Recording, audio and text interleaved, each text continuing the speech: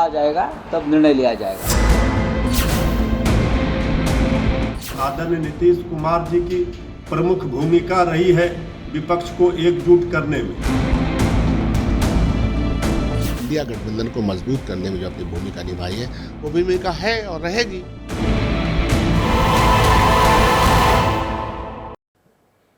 तो नए साल का आगाज हो गया है। 2024 आप सभी के लिए मंगलमय हो, शुभ हो। यह साल सियासत के मायनों में भी बहुत अहम रहने वाला है, क्योंकि देश का चुनाव, लोकसभा का चुनाव इसी साल है और बीजेपी बनाम इंडिया गठबंधन के बीच जंग का खाका खिंच चुका है। एक तरफ बीजेपी अगले कुछ दिनों में उम्मीदवारों के नाम देश के सामने रखने की तैयारी में है, वहीं दूसरी ओर इंडिया गठबंधन की बात की जाए तो चैलेंज बेशुमार हैं। तो क्या आने वाले कुछ दिनों में इंडिया गठबंधन रास्ता ढूंढेगी? अगर हां, तो रास्ता दिखाने वाला कौन होगा, खड़गे या नीतीश? क्योंकि जो खबर नए साल पर आ रही है वो एक बार फिर चौंकाने वाली है और नीतीश ने तेवर तल्ख किए हैं, तो कांग्रेस के पास विकल्प क्या बचा? सवाल यह भी, क्या नीतीश नए साल पर कुछ नया धमाका तो नहीं करेंगे? इन्हीं सवालों के इर्द गिर्द आज पूरी पड़ताल होनी है। हमारे साथ हमारे दो वरिष्ठ सहयोगी जुड़ रहे हैं। न्यूज रूम से हमारे साथ मौजूद हैं आशीष कुमार सिंह, आपको नजर आ रहे हैं, और हम आपको पटना भी लिए चलेंगे और पटना से हमारे वरिष्ठ सहयोगी प्रकाश कुमार हमारे साथ मौजूद हैं। इन दोनों से बातचीत होगी, समझेंगे आखिर इस राजनीति के क्या मायने मतलब हैं। लेकिन उससे पहले अभी की बड़ी खबर मैं आपको बता दूं। खबर यह आ रही है इंडिया गठबंधन से जुड़ी बहुत बड़ी खबर। इंडिया गठबंधन को संयोजक मिल सकता है, नीतीश कुमार बन सकते हैं संयोजक। नीतीश को संयोजक बना सकती है कांग्रेस। नीतीश के एक्शन से दरअसल कांग्रेस में खलबली है। राष्ट्रीय परिषद में नीतीश ने जताई थी नाराजगी। कांग्रेस पर नीतीश ने बोला था हमला। आपको याद होगा किस तरीके से परिषद की बैठक के दौरान कांग्रेस को लेकर तमाम बातें कही गई थी। और नीतीश आखिर क्यों संयोजक बन सकते हैं? आखिर क्या समीकरण सधता हुआ नजर आ रहा है जिसकी वजह से यह बात कही जा रही है? इसे जरा आप समझिए। वजह नंबर जो एक है, विपक्षी नेताओं को इन्होंने एकजुट किया नीतीश कुमार ने, आप सभी को पता है। वजह नंबर दो है, बीजेपी के खिलाफ प्लान इन्होंने बनाया है। साथ चुनाव लड़ने का सुझाव दिया गया था नीतीश कुमार की तरफ से ही, और जून 2023 में 15 दलों को एक मंच पर लाने का काम किया था नीतीश कुमार ने। पटना में बैठक हुई थी, तमाम जो दल हैं वहां पर पहुंचे थे, और ऐसे में यह लग रहा है कि नीतीश कुमार अब इस रेस में आगे फिर से बढ़ते हुए दिख रहे हैं। सीधे मैं आपको प्रकाश कुमार के पास लिए चलता हूं, पटना से हमारे साथ जुड़े हुए हैं प्रकाश, ये नीतीश कुमार की तलखी लगता है काम आती दिख रही है। बिल्कुल अखिलेश, एक बात तो तय है कि नीतीश कुमार की तलखी और फिर चुप्पी, एक तरफ नीतीश कुमार का एक्शन और फिर कांग्रेस का रिएक्शन, ये सब कुछ देखने को मिल रहा है। और नए साल में जैसे जैसे वक्त बीत रहा है, नई तस्वीरें भी सामने आती रहेंगी। नीतीश कुमार दबाव की राजनीति में सबसे माहिर है, और यही वजह है कि कांग्रेस को देर से ही सही समझ में जरूर आ गया है कि अगर नीतीश को कोई जगह नहीं दी जाती है, कोई भूमिका नहीं दी जाती है राष्ट्रीय स्तर पर, तो कोई बड़े फैसले ले लें चौंकाने वाले, ये कोई बड़ी बात नहीं होगी। आपने देखा कि आरजेडी की तरफ से पूरी तरह से चुप्पी है। अब कांग्रेस के बड़े नेता लगातार नीतीश कुमार के संपर्क करने की कोशिश कर रहे हैं नीतीश कुमार से, जिससे कि उनकी बातचीत हो जाए और समस्या का हल हो जाए। खड़गे से लेकर शरद पवार, उद्धव ठाकरे, ये तमाम जो नेता हैं उनसे संपर्क किया जा रहा है। नीतीश कुमार क्योंकि हिंदी बेल्ट से आते हैं और इस हिंदी पट्टी में ही बहुत बड़ी भूमिका हो सकती है बीजेपी को हराने के लिए, तो कोई चेहरा वैसा है नहीं जिसके बारे में लगातार जेडीयू कहती रही है। तो ऐसे में अखिलेश, सबसे बड़ा सवाल है कि अगर संयोजक की भूमिका में नीतीश कुमार को लाने की कवायद जो की जा रही है, क्या नीतीश कुमार उसे एक्सेप्ट करेंगे? क्योंकि मेरे सूत्र जो है वो ये बता रहे हैं जेडीयू के कि उन्होंने अभी फिलहाल कोई मन नहीं बनाया है। उन्होंने इनकार भी नहीं किया है, लेकिन इकरार भी नहीं किया है। ये भी कहा जा रहा है कि आने वाले एक सप्ताह के अंदर में कोई बड़े फैसले के तहत नीतीश कुमार आगे बढ़ सकते हैं। अखिलेश जी, अब ऐसे में देखिए नीतीश कुमार को मनाने का प्रयास कैसे किया जा रहा है। डैमेज कंट्रोल की जो तमाम कोशिशें नजर आ रही हैं, आप समझिए जरा इसे। मनाया कैसे जाएगा नीतीश कुमार को? नाराज थे नीतीश, तो डैमेज कंट्रोल का क्या यह प्रयास है? जेडीयू राष्ट्रीय परिषद की बैठक में कांग्रेस पर नीतीश कुमार बरसे थे, यह खबर आई थी सूत्रों के हवाले से। उनके काम की चर्चा नहीं होने से नाराजगी थी। उनका कहना था नीतीश कुमार का और जेडीयू का कि जो अच्छे काम उनके होते हैं कांग्रेस उसकी चर्चा नहीं करती, खासतौर पर जातीय जनगणना के संदर्भ में यह बात कही गई थी। अब नीतीश को मनाने में जुट गई है कांग्रेस। नीतीश को संयोजक बनाने पर जल्द विचार किया जा सकता है और कांग्रेस इस पहल को आगे बढ़ा सकती है। आशीष, क्या यह माना जाए कि कांग्रेस अब मन बना चुकी है कि नीतीश कुमार का नाम ही आगे बढ़ाया जाएगा संयोजक पद के लिए? देखिए, कम से कम कांग्रेस को इस बात का एहसास है कि नीतीश कुमार को कोई बहुत अहम भूमिका तो देनी पड़ेगी। नीतीश कुमार की राजनीति प्रकाश बेहतर जानते हैं। मुझे नहीं लगता नंबर 2 की राजनीति है, वो हमेशा टॉप की राजनीति करते हैं। और इस बार भी जिस तरह से सभी राजनीतिक पार्टियों को एक साथ ले आकर के उन्होंने विपक्ष का ये इंडिया अलायंस बनवाया है, कहीं ना कहीं उनकी महत्वाकांक्षा थी कि उनको संयोजक और फिर आगे चल के प्रधानमंत्री का चेहरा डिक्लेयर किया जाए। इसमें नीतीश कुमार कोई कॉम्प्रोमाइज़ नहीं करेंगे। जिस दिन दिल्ली में बैठक हुई थी अखिलेश इंडिया अलायंस की, उसी दिन ये खबर आई थी कि नीतीश कुमार इस बात से नाराज़ हो गए थे कि ममता बनर्जी ने खड़गे का नाम ले लिया सबके सामने और फिर अरविंद केजरीवाल ने खुल करके उसका समर्थन किया। क्यों नहीं नीतीश कुमार के नाम को आगे किया जा रहा? हालांकि इसका दूसरा पहलू भी है। पहले जब 2 बार बैठकों में नीतीश कुमार का नाम आगे किया गया तो उन्होंने खुद ही कह दिया था कि वो किसी पद के लालसा नहीं रखते हैं, लेकिन कहीं ना कहीं उनकी छुपी दबी इच्छा जरूर थी कि एक यूनानिमस तरीके से उनको संयोजक बना दिया जाए। इसके ठीक बाद में आपको बता दूं, राहुल गांधी ने उनको फोन करके बात की थी, कांग्रेस अध्यक्ष ने उनको फोन करके बात की थी और उस बैठक के अगले दिन ही यह तय हो गया था कि नीतीश कुमार को कोई बड़ी भूमिका दी जाएगी। मैं पूरी तरह से एसोसिएट करता हूं प्रकाश जी से कि बहुत जल्द संभव है कि उन्हें संयोजक का पद या जो भी नॉमेनक्लेचर हो, कोई बड़ी भूमिका जरूर दी जाएगी। तो यहां से सवाल यह खड़ा होता है कि क्या अब वो घड़ी आ गई है जब इंडिया गठबंधन में संयोजक पर फैसला हो सकता है? नीतीश क्या संयोजक बन सकते हैं या नहीं? गठबंधन के नेताओं का इस पर क्या कहना है, वो भी दर्शकों को सुनवा देते हैं। मुख्यमंत्री नीतीश कुमार में वो सभी गुण हैं जो एक उच्च कोटि के नेता को होने चाहिए। इंडिया गठबंधन में शामिल सभी दल के नेता बैठ करके सब चीज का निपटारा कर लेंगे, कहीं कोई परेशानी नहीं है। बात हो रही है ना, जब सामने प्रस्ताव आ जाएगा तब निर्णय लिया जाएगा। इंडिया गठबंधन के जो पेंडिंग निर्णय हैं वो सभी से चर्चा करके होंगे, सर्वसम्मति से होंगे। जिस तरीके के बयान आपने सुने उससे कहीं ना कहीं एक अर्थ यह भी निकल रहा है जो आप देख रहे हैं मेरे पीछे आज लिखा हुआ है स्क्रीन पर, एनडीए या इंडिया, किसकी जरूरत नीतीश?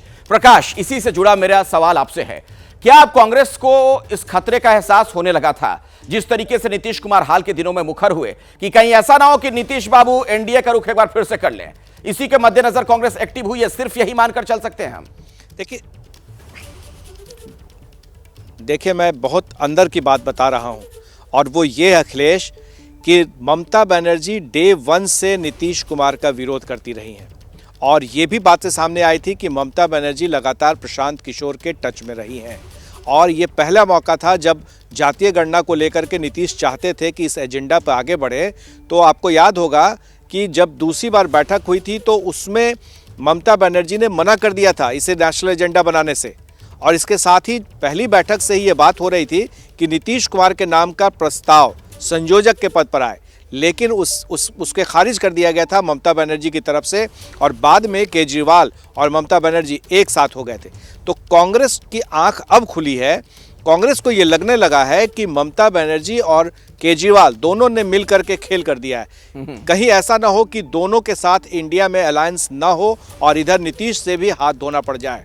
यही वजह है कि कांग्रेस देर से ही सही एक शुरुआत की है, लेकिन कहते हैं अखिलेश कि मेहरबा बड़ी देर कर दी मेहरबा आते आते, तो ऐसा ही कुछ हो रहा है। जी, बड़ा सवाल यह है प्रकाश जो आप कह रहे हैं कि कहीं ऐसा तो नहीं वाकई में बहुत देर हो चुकी है?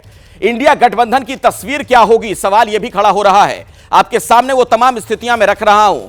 सवाल नंबर 1 जो है, संयोजक बनेंगे क्या नीतीश कुमार? यह तय हो चुका है, जो कयास लगाए जा रहे हैं।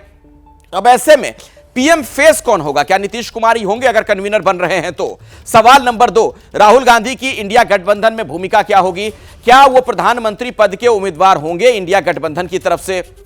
सवाल नंबर 3, मल्लिकार्जुन खड़गे का क्या होगा, जिनका नाम ममता बनर्जी ने आगे बढ़ा दिया था? प्रधानमंत्री फेस के तौर पर एक राय होगी क्या खड़गे के नाम पर बाकी लोग मान जाएंगे? सवाल नंबर 4 यह है कि अरविंद केजरीवाल की राह क्या होगी?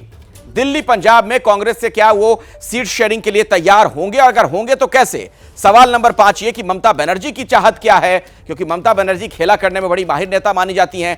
पश्चिम बंगाल में टीएमसी करेगी नेतृत्व, यह भी एक बड़ा सवाल है कि क्या टीएमसी के नेतृत्व में ही वहां सब कुछ तय किया जाएगा। मेरे साथ आशीष कुमार सिंह लगातार जुड़े हुए हैं। आशीष, ये जो तमाम स्थितियां बनती नजर आ रही हैं, इन सब के बीच राहुल गांधी को लेकर भी सवाल है कि अगर नीतीश कुमार कन्वीनर बन जाते हैं तो क्या तब भी आने वाले दिनों में राहुल गांधी प्रधानमंत्री के चेहरे हो सकते हैं इंडिया गठबंधन की तरफ से? देखिए, ये सब कुछ अखिलेश चुनाव के बाद डिपेंड करेगा कौन सबसे ज्यादा सीटें पाता है, और अगर कांग्रेस के पास इतने नंबर ऑफ सीट्स होती हैं कि उनका क्लेम बनता है तो मुझे नहीं लगता फिर कोई और चेहरा सामने रह पाएगा। नेशनल पार्टी है, अगर बेहतर परफॉर्म कर सके, जो कि बड़ा डिफिकल्ट लगता है। अभी प्रकाश बात कर रहे थे पश्चिम बंगाल की, तो मुझे सुन के थोड़ा हंसी भी आ रही थी। एक्चुअली इस बात को हम इनकार नहीं कर सकते अखिलेश कि वहां कोई अलायंस हो ही ना पाए, हो सकता है कांग्रेस को अकेले चुनाव लड़ना पड़े।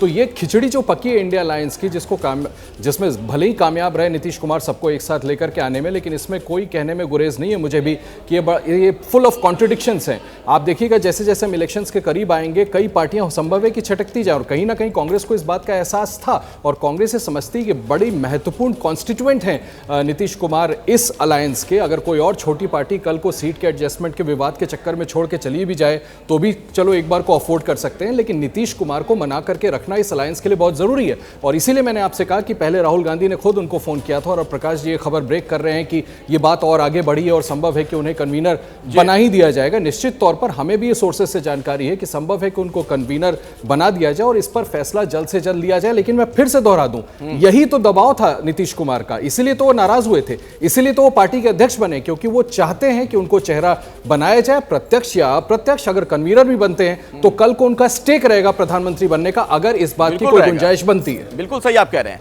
अब ऐसे में देखिए एक और खबर आ रही है, जेडीयू और आरजेडी के बीच जंग जैसे हालात नजर आ रहे हैं। आरजेडी के विधायक हैं फतेह बहादुर, उन पर जेडीयू बरसी है। जेडीयू के नेता हैं नीरज कुमार, उन्होंने कहा ये कायर बहादुर हैं। राम मंदिर को लेकर दरअसल फतेह बहादुर ने जो बातें कही थी उसे लेकर आप देखिए किस तरीके से दोनों तरफ से तलखियां सामने आने लग गई हैं। आरजेडी के विधायक हैं फतेह बहादुर, इन्हें कायर अब कह रहे हैं नीरज कुमार। रामायण में भी हम शूद्र हैं, मनुस्मृति में भी हम शूद्र हैं, हम हिंदू नहीं हैं। अंधविश्वास, वहाँ मंदिर के जगह विद्यालय बनना चाहिए, यूनिवर्सिटी बनना चाहिए, हॉस्पिटल बनना चाहिए, फैक्ट्री बनना चाहिए, उससे देश का विकास होगा, न कि मंदिर से विकास होगा। वहाँ उस मंदिर से एक ही समाज का विकास हो सकता है, जो पखंडी समाज है, जो मनुवादी समाज है। नाम के विपरीत आचरण, तो नाम रख लीजिए ना कायर बहादुर सिंह, कि हम इतने बड़े कायर हैं कि हम देवी देवता पर धार्मिक आस्था पर तो टिप्पणी तो करते हैं, लेकिन उसके घर जाकर भोज भी खाते हैं। जनता प्रतीक्षारत रहती है कि ऐसे आस्था पर हमला करने वाले लोगों का जनता इलाज जानती है। नीरज कुमार, जिन्हें आपने सुना, नीतीश कुमार के बहुत खास माने जाते हैं, लंबे वक्त से उनके साथ जुड़े हुए हैं। ऐसे में यह मुमकिन नहीं कि नीरज कुमार जो कह रहे हैं शायद वो पार्टी में लोगों की सोच ना हो। प्रकाश, ये तो बड़ी अजीब सी स्थिति नजर आ रही है। एक तरफ कन्वीनर बनने की तरफ बढ़ते दिख रहे हैं नीतीश कुमार, दूसरी तरफ जो आरजेडी के लोग हैं वही इस तरीके से बदजुबानी एक तरीके से कर दे रहे हैं। जिस तरह की बातें कह रहे हैं उसमें नीतीश कुमार फंस सकते हैं आने वाले दिनों में। देखिए, एक बात तो साफ है कि फतेह बहादुर सिंह न सिर्फ पहले से ऐसे विवादित बयान देते रहे हैं, बल्कि आज तो हद हो गई। जहां पर लालू यादव, राबड़ी देवी और तेजस्वी यादव रहते हैं, उनके घर के सामने में ही पोस्टर लगा दिया गया। और सबसे बड़ी बात है कि वो पोस्टर लगा हुआ है अभी भी, और उसके सामने खड़े होकर के वो बयान दे रहे हैं। तो जाहिर है कि जेडीयू और उनके पार्टी के नेता, देखिए नीरज सिंह मुख्य प्रवक्ता हैं, बगैर पार्टी के इजाज़त के बड़े नेताओं के जाने वो ऐसे बयान नहीं देंगे। तो ये आर पार की लड़ाई है, क्योंकि उन्हें पता है कि अगर जेडीयू किसी तरह से इस पक्ष में आ जाए तो उसका जो वोट है, जो जनाधार है, अखिलेश समझिए, बीजेपी और जेडीयू का जो वोट है वो कॉमन वोट है, उसी कॉमन वोट पे इतनी बड़ी जीत होती रही है। तो ऐसे में उसको पता है जेडीयू को कि अगर इस तरह से धार्मिक आस्था पर प्रहार करता रहा जाएगा तो जेडीयू के पास बहुत मुश्किल हो जाएगी। और यही वजह है कि नीरज सिंह लगातार इस तरह के बयान को खारिज करते रहे हैं, और एक तरह से ये नसीहत भी है और संदेश भी है आरजेडी को। कि संभल जाए, मतलब वरना आगे कोई भी रास्ता अपना सकते हैं। प्रकाश, बिल्कुल छोटे में बताइएगा, इसका क्या अर्थ हम ये निकाल सकते हैं कि इस तरीके के बयान देकर आरजेडी के नेता अगर इस तरह के बयान देते हैं तो आरजेडी को तो फायदा हो सकता है वोट का, लेकिन जेडीयू को नुकसान हो जाएगा। शायद यही वजह है कि ये तल्खी दिख रही है। देखिए, आरजेडी को भी फायदा नहीं होगा, ये उनके नेताओं को पता है। लालू यादव मंदिर मस्जिद हर जगह जाते हैं, तो क्या उनके आरजेडी के विधायक अपने ही नेता को ढोंगी बता रहे हैं? देखिए, समझिए इस बात को। तो जाहिर है कि ये बातें जो है, मनोज झा भी कुछ देर पहले आकर के वो कह के गए कि वो क्या कहते हैं उससे इत्तेफाक नहीं रखती आरजेडी, लेकिन मौन समर्थन भी रहता है जी, तो क्योंकि उन्हें मनुवादियों को और उस तरह से उनके खिलाफ में उन्हें बयान देना है। ठीक है। और सीट बंटवारे पर कांग्रेस का गुड़ा भाग क्या नजर आ रहा है वो भी मैं आपको बता दूं। गठबंधन समिति का देखिए, समझिए जरा इसे। गठबंधन समिति का राज्यों के पदाधिकारियों से मंथन हुआ है, जो जानकारियां हमें मिल रही है, मतलब इस दिशा में बात आगे बढ़ती नजर आ रही है। राज्यों में गठबंधन और तालमेल पर बातचीत हुई है। कांग्रेस का जो पूरा ये गुणा भाग है, इसे समझिए, ये गणित कैसे बिठाया जा रहा है। प्रदेश इकाइयों से पूछा गया है कि राज्य में गठबंधन हो या नहीं हो। 4 जनवरी को खड़गे सभी प्रदेश के नेताओं से मिलेंगे, उनकी मुलाकात होनी है। सभी महासचिव, प्रदेश प्रभारी, प्रदेश अध्यक्षों के साथ बैठक होगी और उसके बाद ये सारी चीजें तय की जाएंगी। एक और जानकारी, सीट शेयरिंग की राह में क्या मुश्किलातें हो सकती हैं और क्या आसानी है, समझिए। एसपी ये चाहती है, समाजवादी पार्टी की, इंडिया का नेतृत्व कांग्रेस को छोटे भाई की भूमिका में रखा जाए। इंडिया गठबंधन की बात हो रही है। बीजेपी के खिलाफ अकेले ठोकी ताल, लेफ्ट के साथ जाने के मूड में नहीं। ये आप देखिए किस तरीके से बातें सामने आ रही है। बिहार की स्थिति क्या है? आरजेडी जेडीयू लेफ्ट से सीट शेयरिंग, तालमेल बैठाना कांग्रेस के लिए एक बड़ी चुनौती है। महाराष्ट्र में अगर हम देखें, शिवसेना जो है, उद्धव ठाकरे का गुट जो है, 23 सीटों की डिमांड रख दी गई है। बाकी पार्टियों को कितनी सीटें ऐसे में मिलेंगी, यह बड़ा सवाल है। और किस तरीके से दोनों तरफ से बयानात दिए गए थे, संजय राउत को आपने सुना था, संजय निरुपम को आपने सुना था, ये तमाम सवाल हैं।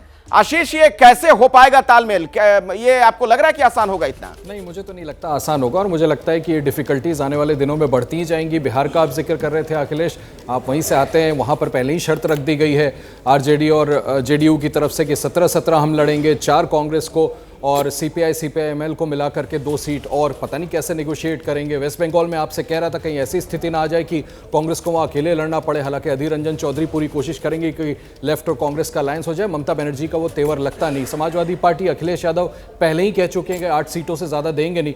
मुझे तो ये बहुत कॉम्प्लेक्स लगता है, इसको कैसे नेविगेट करेगी ये पार्टियां बैठ करके, बड़ा मुश्किल है। 2004 में जो एक्सपेरिमेंट हुआ था कि 2004 में जब स्थिति आ गई थी ऐसी कि हम सरकार बना सकते हैं, उसके बाद यूपीए के पार्टनर्स एक साथ आकर के यूपीए का गठन किए थे। यहां पर ज्यादा फिजिबल मुझे वो लग रहा था। चुनाव के पहले ये कैसे कर पाएंगे, बहुत टेढ़ी खीर होगी। नए साल पर जापान में सुनामी की दहशत नजर आई है। जापान में भूकंप के तेज झटके लोगों ने महसूस किए। रिक्टर स्केल पर इसकी तीव्रता आंकी गई है 7.6। भूकंप के बाद सुनामी का अलर्ट जारी कर दिया गया है। आपको बता दें कि वेस्ट कोस्ट में समंदर में ऊंची लहरें उठी। इस एरिया में 5 मीटर तक लहरें उठी हैं। भूकंप से भारी नुकसान की भी खबर है। तस्वीरें देखिए जरा। पश्चिमी जापान में कई इमारतों के जमींदोज हो जाने की सूचना मिल रही है और 5 मीटर तक समंदर में ऊंची उठती लहरें नजर आई। ये देखिए 4 अलग अलग तस्वीरें। ये विनाश लीला सुनामी से नए साल का आप कहिए कि स्वागत, और ये बहुत ही भयावह मंजर है लोगों के लिए। जो तस्वीरें आप देख रहे हैं, लोग वहां पर खौफजदा, डरे हुए और भारी नुकसान की आशंका जताई जा रही है। 4 अलग अलग कैमरों की निगाहों से आप देख सकते हैं जब उस वक्त भूकंप आया जिसकी तीव्रता 7.6 मापी गई है। अब देखिए, जो एक दफ्तर कोई नजर आ रहा है, कोई घर है, कोई गाड़ी में बैठा इंसान, हर तरफ जमीन हिलती हुई नजर आई।